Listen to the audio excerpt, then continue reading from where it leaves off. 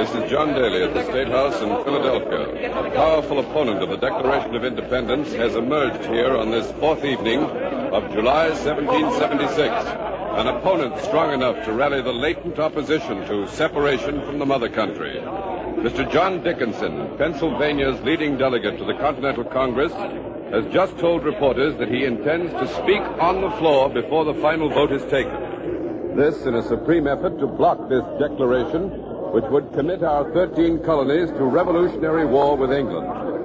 Mr. Dickinson agreed that he is staking his political future on the outcome of the vote. He anticipates that if he fails to block passage of the Declaration of Independence, he will be ejected from the Congress and be July 4th, 1776, the State House in Philadelphia. You are there. John Dickinson, John Adams, Thomas Jefferson. CBS takes you back to the evening when the colonial leaders fought their showdown battle on the issue of independence from England, with the fate of a continent hanging in the balance. All things are as they were then, except for one thing. When CBS is there, You are there. You Are There is based on authentic historical fact and quotation. And now, July 4th, 1776, the Philadelphia State House and John Daly. Dining during the recess, which is now officially over. We hurried from the inn to this microphone here on the floor of the Congress to bring you this news. Mr. Dickinson has not arrived yet. He should be along at any minute, but meanwhile, the news has preceded him, and it's having an explosive effect on the delegates who are present.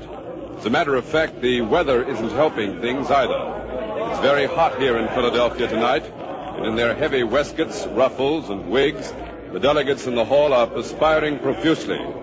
Even more irritating are the horse flies from a nearby stable which come in through the open windows. These flies are nasty, so much so that Mr. Thomas Jefferson of Virginia, the author of the Declaration, has said that it is not at all unlikely that this debate will be ended not by sharp logic of the delegates, but by the even sharper bite of the horseflies. Major George Fielding Eliot has been talking to the delegates and is now ready with his analysis of the possibilities inherent in Mr. Dickinson's announcement. So I switch you now to our CBS headquarters booth here in the Congress. Come in, Major Eliot. Mr. Dickinson's views carry great weight here. His announcement therefore comes as a shock to those delegates who want the Declaration of Independence passed. Mr. John Adams from the Massachusetts Bay Colony, leader of the Independence Party, had hoped the Declaration would go through unanimously, but that's no longer possible. Indeed, the Declaration may not even pass. Mr. Adams and Mr. Dickinson personify the present political conflict. Mr. Adams is the son of a Massachusetts lawyer. He was educated for the law in New England. He agrees with the men who dumped the East India Company's tea into Boston Harbor. Although Mr. Adams prides himself on being a plain man, the delegates regard him as arrogant and intolerant of all who differ with his views. Mr. Dickinson, on the other hand, was born to wealth. He received his education at London's Middle Temple. He has a mild, amiable, sincere manner. He opposes independence because of his conviction that all political injustices can be righted by legal methods without recourse to violence or revolution. Just a moment. John Adams and Thomas Jefferson have entered the hall. So, back to John Daly. Mr. Jefferson! Mr. Jefferson! Yes? Mr. Jefferson, you've heard the news that Mr. Dickinson will speak against independence. May we have your comment? I have the greatest respect for Mr. Dickinson's courage and integrity. Mr. Adams and I wish we could say as much for his political judgment. This Congress, sir, is in no mood for any more of Mr. Dickinson's temporizing. In the course of this debate, the delegates have learned to know Mr. Dickinson for what he is.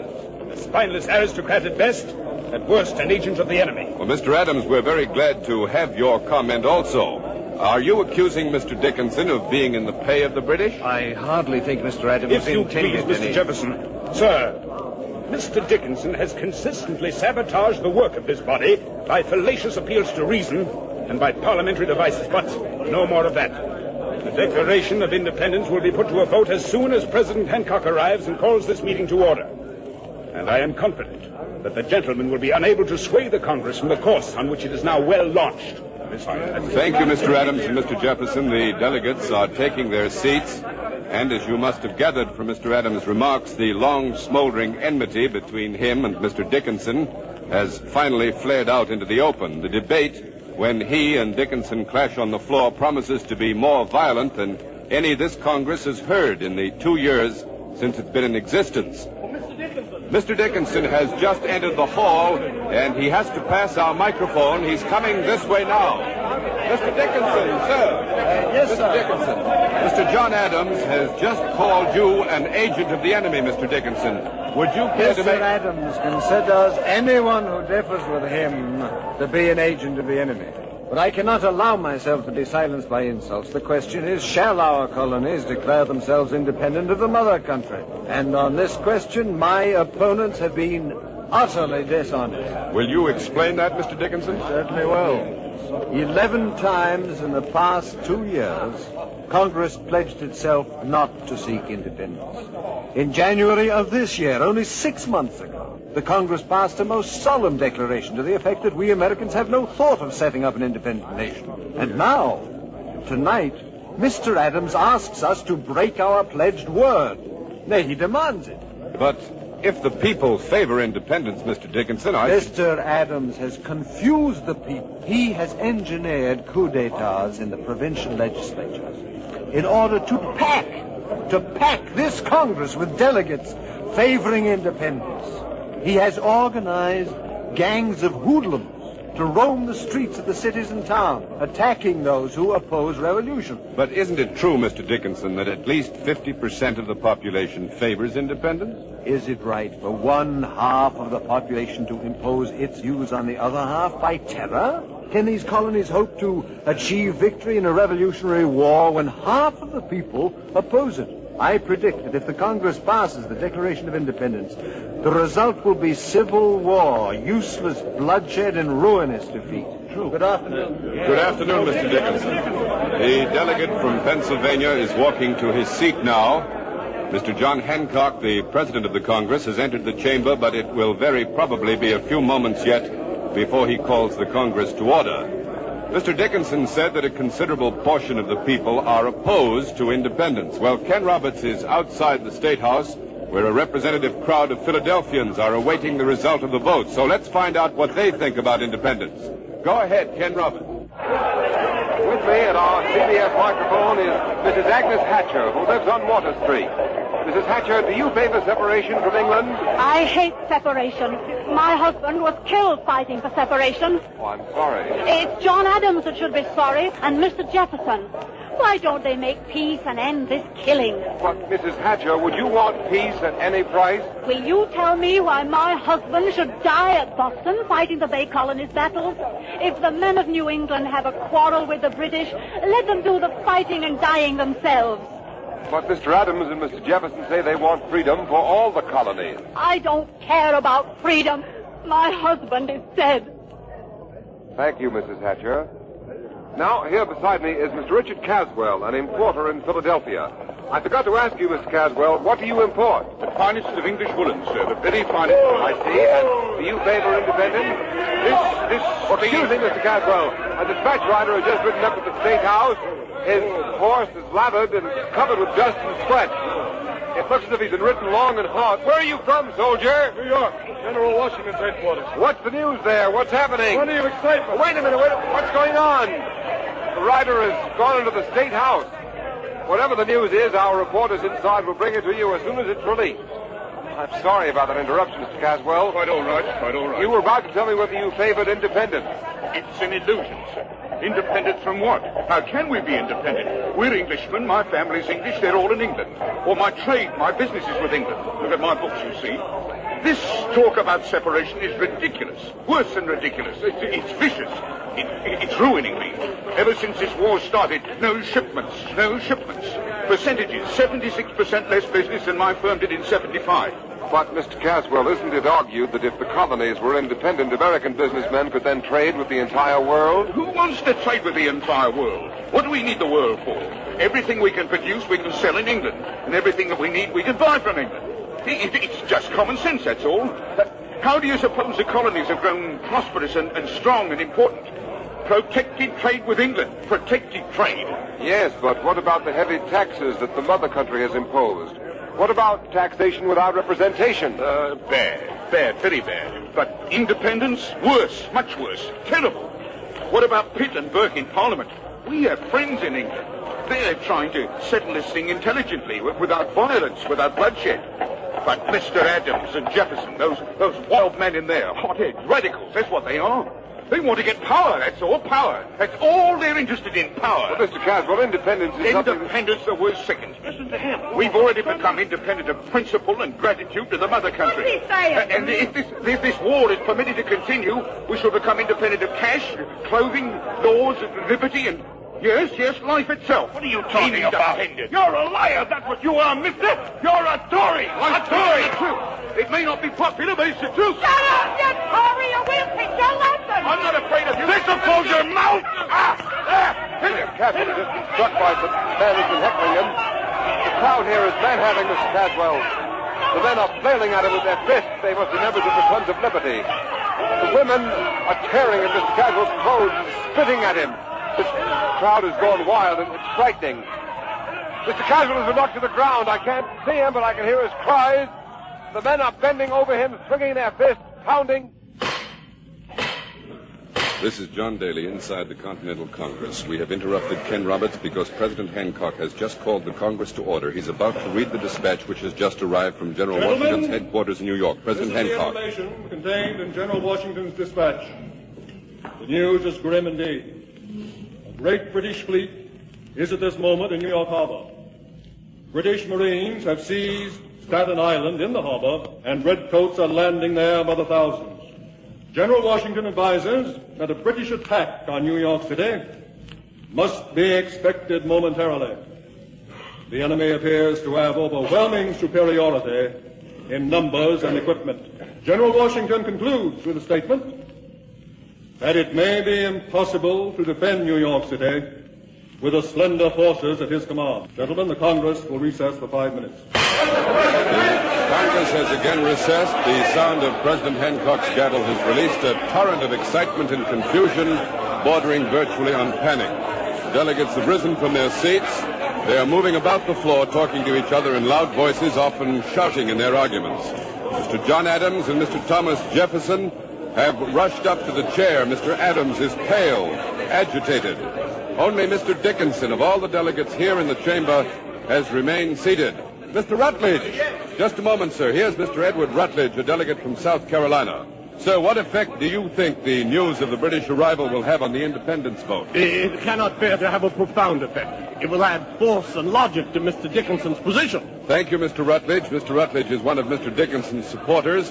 Here is Mr. Elbridge Gerry, a delegate from the Massachusetts Bay Colony and an independence man. Mr. Gerry, what do you think of the announcement, sir? Frankly, I don't know what to think. Mr. Dickinson may well argue now that the Declaration of Independence may not be worth the paper it's written on. But we must keep our head. We must stand firm. Thank you, Mr. Gerry. Major Elliott has more news from New York, so let's switch to him in our CBS headquarters booth. Come in, Major Elliott. We now know that the British fleet numbers 130 vessels. The troops on board are commanded by General Sir William Howe, one of England's ablest generals. The appearance of the fleet has thrown New York into disorderly confusion, and the legislature has withdrawn for safety to White Plains, 35 miles away. Our New York newsroom informs us that a short while ago, CBS correspondent Ned Calmer passed through the British lines on Staten Island under safe conduct to interview the British commander-in-chief. He made a tape recording of this interview that our New York newsroom will play for you now. This is the kitchen of a Staten Island farmhouse which now serves as General Howe's headquarters. A regiment of redcoats is on parade outside, marching to the music of a British military band. I can see them through an open window from where I'm standing. In their tight-fitting scarlet coats and long gaiters, these trim soldiers in perfect step to the music look like the veteran fighting men that they are. General Howe, sir, will you tell us how many such troops you have at your disposal? 14,000 on this island, and an additional 13,000 under General Carleton on their way across Lake Champlain in upper New York. You don't mind giving General Washington this information? Not at all, not at all. Frankly, I doubt very much that it will make any difference if Washington knows it. I take it then, General Howe, that you're completely confident of victory. Naturally. Those men you see out there, they are the conquerors of France and Spain. They're the finest troops in the world. They'll crush Washington's colonial militiamen at the very first encounter, utterly. But Washington, poor fellow, he's leading nothing but a rabble. They lack powder, guns. His officers are without experience.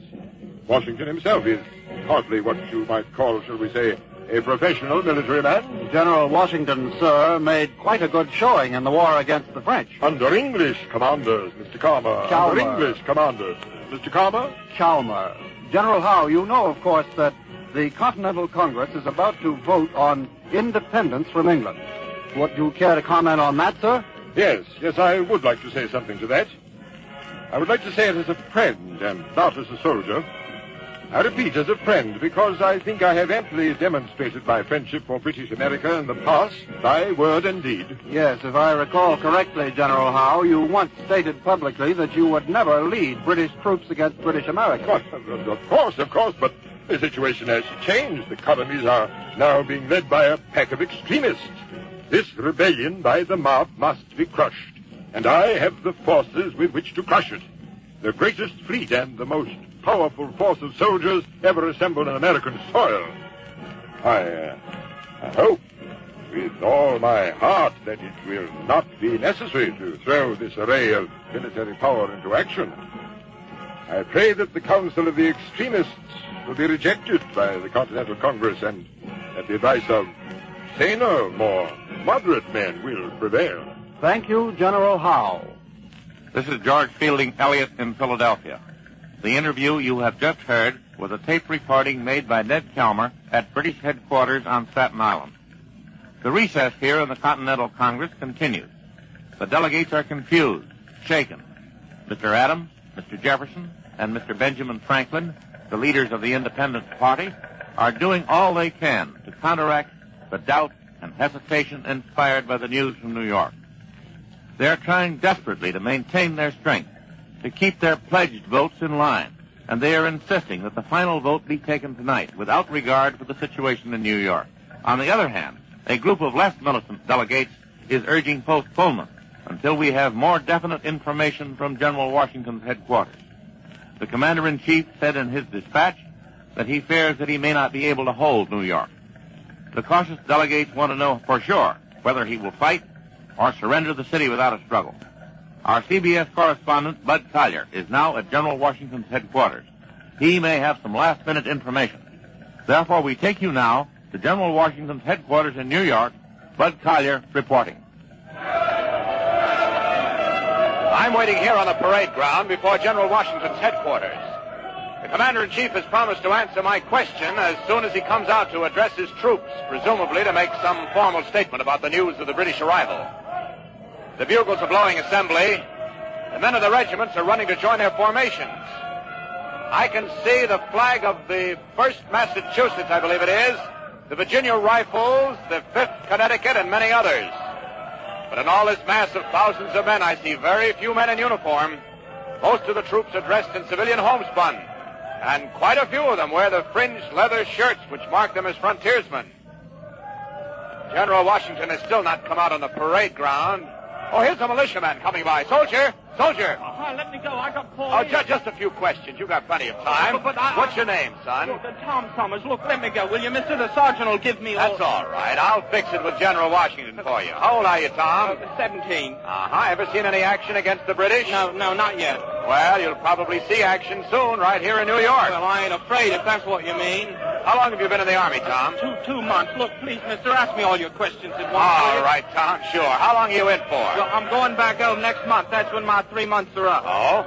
My pa enlisted me. He wanted to make himself $10. I see. Well, he got his $10, and I'm going home next month. Uh-huh. Well, there ain't nothing wrong with that, you know. No. Some fellas enlisted for the money and then deserted without even serving their 3 months. Well, yes, but what about independence, Tom? How do you feel about independence? Well, I don't know nothing about that, honest, mister. Oh, there's the general. I gotta go. General Washington is approaching the microphone. He wears his full dress uniform. His sword flaps against the side of his leg as he walks. General Washington, are you going to fight for New York? It is a difficult question.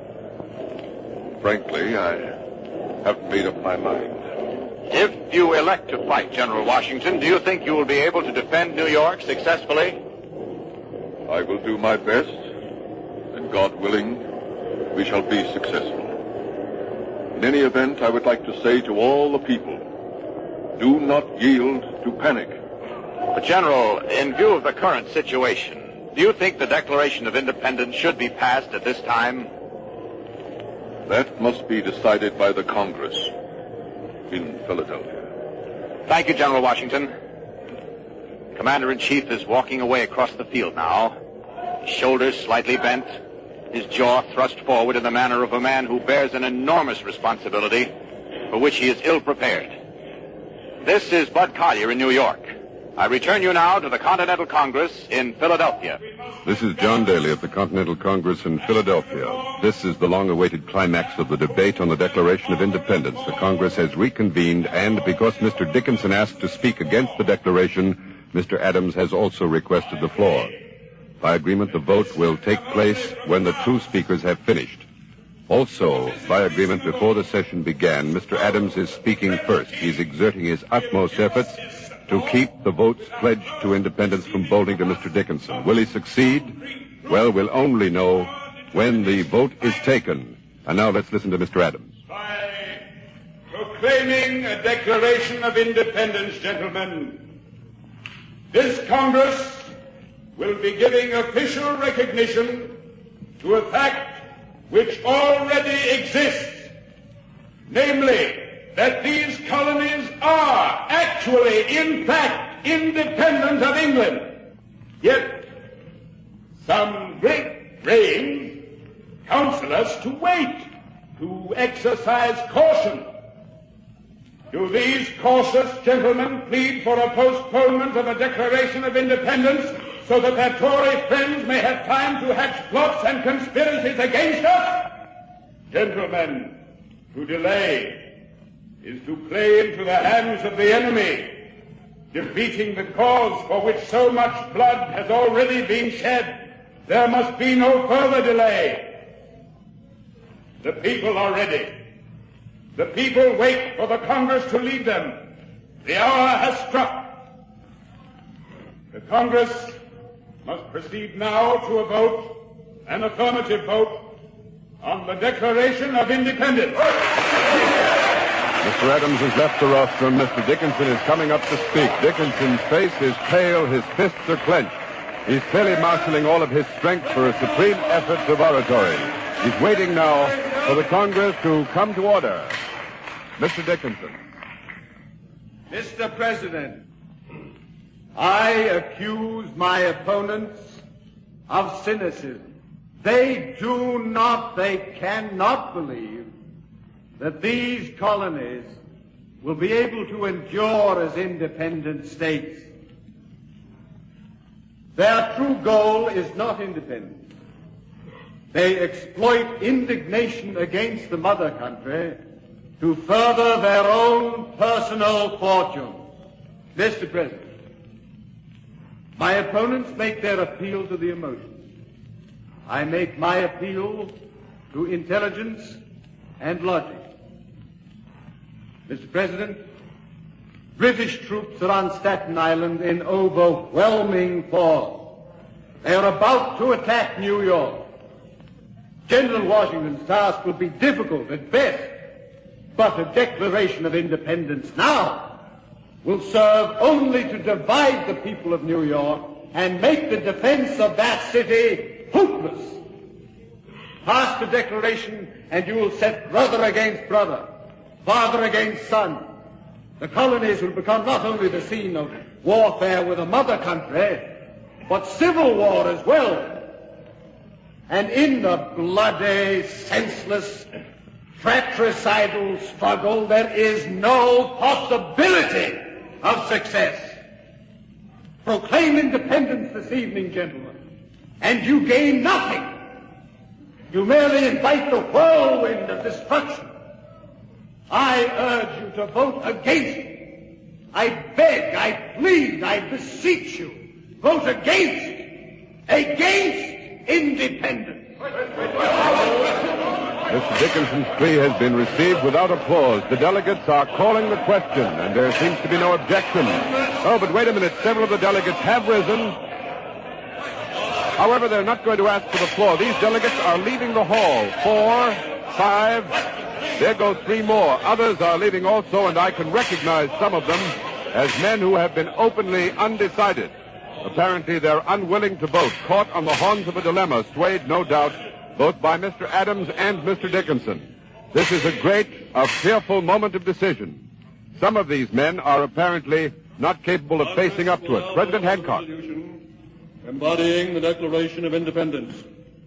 The vote will be by colonies, each colony voting as a unit. A majority will decide. The clerk will call the roll. 12 votes will be cast. New York has decided to abstain. Thus, 7 votes will carry the issue. New Hampshire, Mr. Josiah Bartlett. New Hampshire votes unanimously for independence. Massachusetts, Mr. John Adams. The Patriots of Massachusetts vote unanimously for independence. Rhode Island, Mr. William Ellery. Independence. Connecticut, Mr. Roger Sherman. Independence. Unanimous. New Jersey, the Reverend Dr. Witherspoon.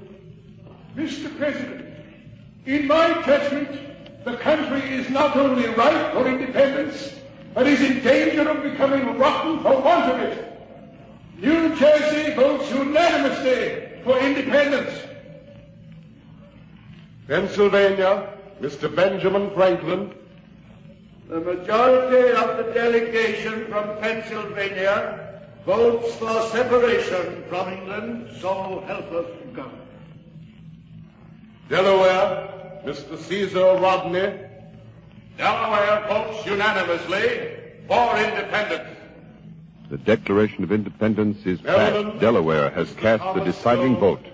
There is no reaction from the delegates, and the voting continues. It will very probably be unanimous by colonies.